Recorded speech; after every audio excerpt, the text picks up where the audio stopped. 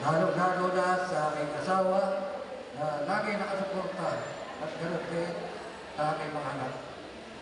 At lalo din sa mga sumusuporta sa aking mga pamilya, kaibigan, at talagang dumadating ang biyaya na hindi natin alam na ito'y pinagkakaloob sa atin.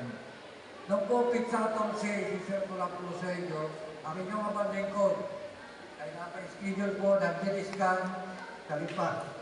Subalit itong DILISCAN na ito na nagkakalaga ng 58,000. Subalit nung dumating kami doon ay nagkaroon ng magandang biyaya at naging libre po ang aming DILISCAN.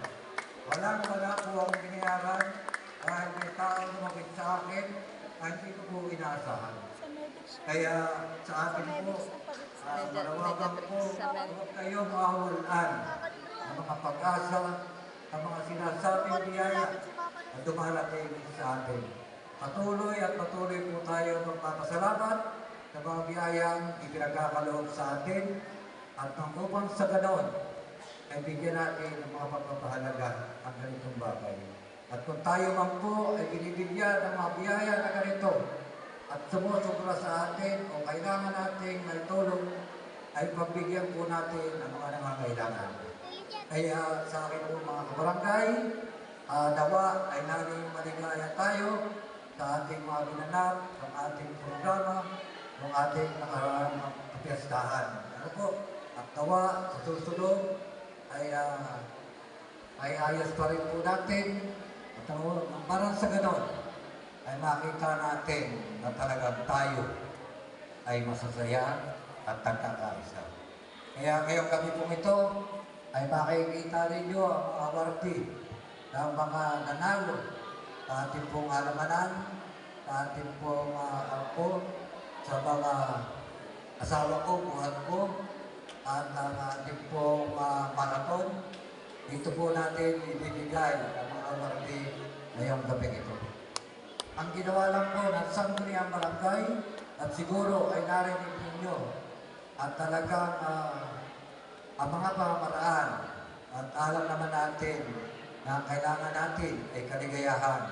Kailangan maging bukas ang ating kaisipan kung paano natin ay sasagawa ng mga pagbigay ng isang maayos at magandang panunungkulan at mga pagbigay ng ligaya sa ating mga kabarangay.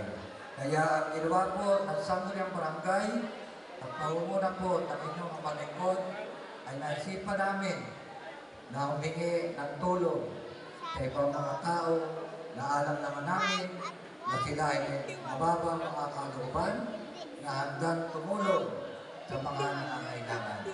Kaya ang ating po Sangguniang Barangay ay nabanggit naman po kanina kung magkano ang nalikom at kung magkano ang ating po kapirahan. Ano po?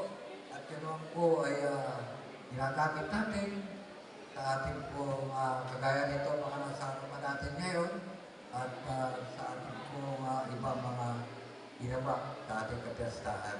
Ano po? Kaya sa mga tumulong po at lalong-lalo na ang mga nasa abroad na nagsusumika para sa kanilang mga pamilya, subalit nagbigay pa rin po sila ng kanilang mga biyaya para may bigay sa kanilang mga kabarangay. Kaya ngayong gabi po ito, nawa ay tayo ay maging masaya at uuwi ng mga naliligaya. Ano po? Pabulit-bulit po ang inyong puro barangay ay buwabati ng maligayang gabi at nawa ay tayo maghihiwalay ng masasaya at maliligaya. Magandang gabi po muli sa amin.